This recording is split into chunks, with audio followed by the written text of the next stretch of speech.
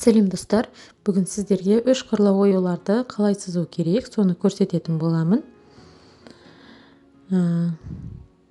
Видеоның соңына дейін көріңіздер, және де дәл солай жасап өздеріңіз сызып алсаңыздар болады.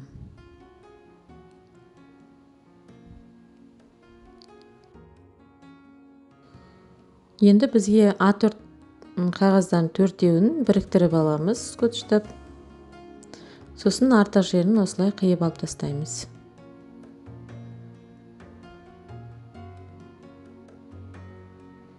Неге ашып көрсетейін.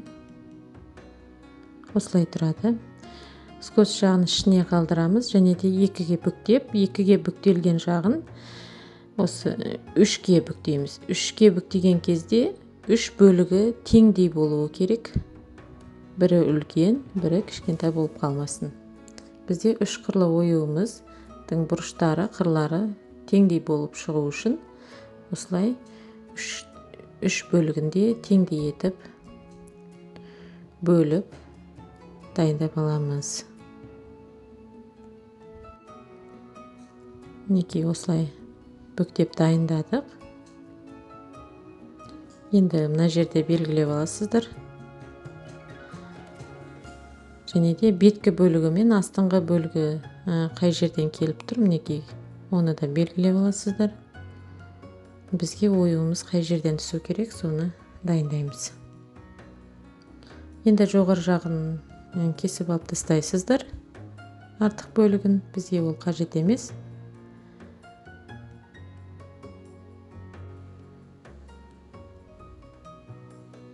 Сызып дайындаған бөлікке біз оюымызды байланыстырамыз. Ортасын белгілеп аласыздар, және де жай ғана оюдың бір элементін түсіресіздер. Бір бөлшегі, яғни бір бөлшегі болғанда да жарты қанатын сызсақ жеткілікті.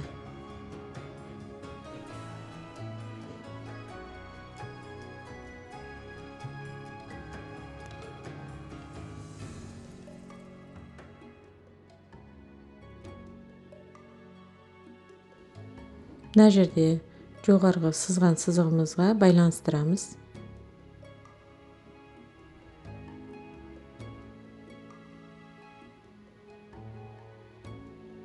Және де жақсылап доғалдап, икемдеп осылай формасын келтіреміз оюдың.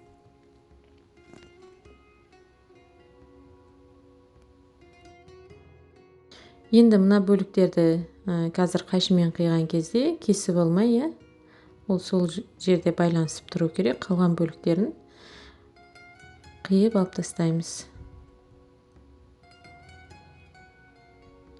Астыңғы бөліктері қозғалып кетпесін, жақсылап ұстап тұрып, барлық шеті теңдей болып шығуы керек бізде.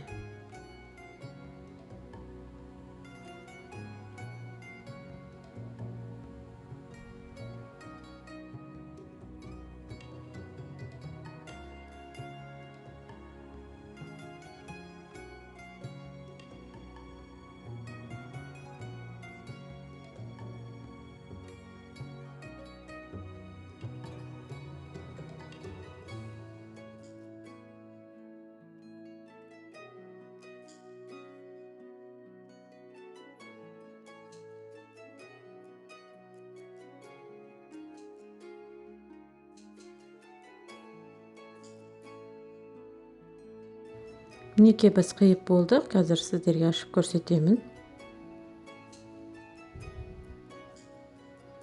Скотч қосылмаған жерлер кішкене ашықтыр, оны осылай скотчпен біріктіріп жібересіздер. Болды, біздің үш қырлы оюымыз дайын. Жастықшаға, көрпешелерге пайдалануға болады. Сіздер де сызып көріңіздер, қолдарыңыздан келеді. Менің YouTube каналыма тіркелуді ұмытпаңыздар, алдағы уақытта осы оюлармен жұмыс жасап көрсетемін. Басқа да бұйымдар жасайтын боламыз.